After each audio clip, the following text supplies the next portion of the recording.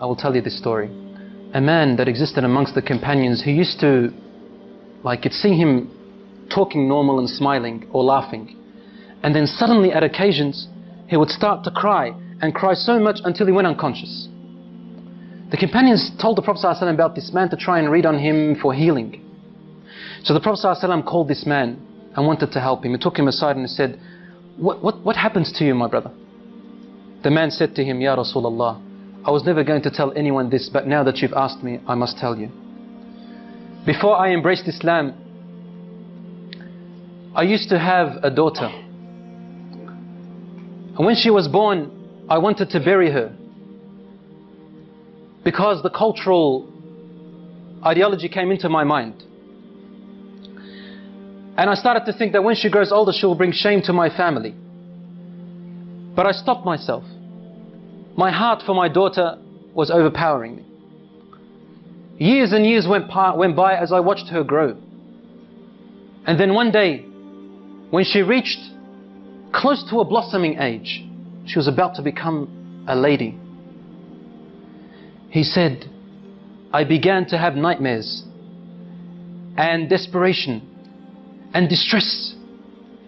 The pain of my culturalism came into me, thinking of the shame that my daughter is going to bring with me if she walked off with another fellow and brought shame to all my ancestors. Day by day, I wanted to do something, but then my heart, my love stopped me. Until one day, he said, I could not handle it anymore, Ya Rasulullah. I said to her mother, dress her up with neat clothes and comb her hair nicely and decorate her face and tell her your father today is taking you out to a party, a celebration, so that she can play with the other friends of hers. The mother knew that the father was up to a plot and a plan. So she dressed her daughter up. She combed her hair while she was crying. The mother was crying. And she powdered her face and made her nice while the mother was crying. And the daughter's asking, what's wrong, mother? And the mother would say, nothing, daughter. She's not allowed, otherwise the husband will beat her, or probably even kill her. The daughter said, Daddy's taking me out for a celebration. I love my dad. After decorating her, the father came along in the evening and he took his daughter.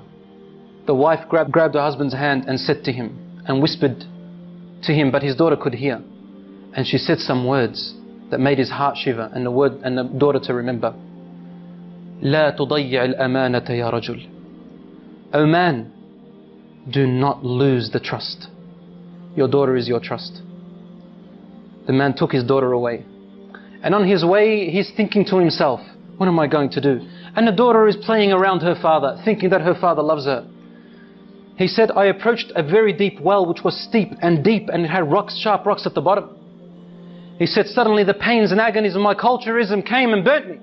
And I began to think, should I throw her? Should I not throw her? So I would come close, then my heart would not let me. Suddenly the culturalism would come in. He said, I wrestled and wrestled. Suddenly, when I came close to the well, I grabbed my daughter and I threw her into the well. And my daughter howled with her open, horrific eyes, looking at me and saying to me, Daddy, لا تضيع الأمانة. Oh Dad, don't lose the trust. Don't lose the trust, Daddy. The man then threw her into the well. He said, Ya Rasulullah. She kept falling, saying, لا تضيع الأمانة يا أبي. لا تضيع الأمانة, until her tiny voice went away. I couldn't hear her anymore and she died, Ya Rasulullah. The Prophet ﷺ looked up at him and his beard was soaked with tears. ﷺ. And the Prophet ﷺ's beard was soaked with tears, and he said to him, if Allah subhanahu wa ta'ala was to allow me to punish anyone for the killing and murder of anyone before Islam, I would have started with you. I would have started with you.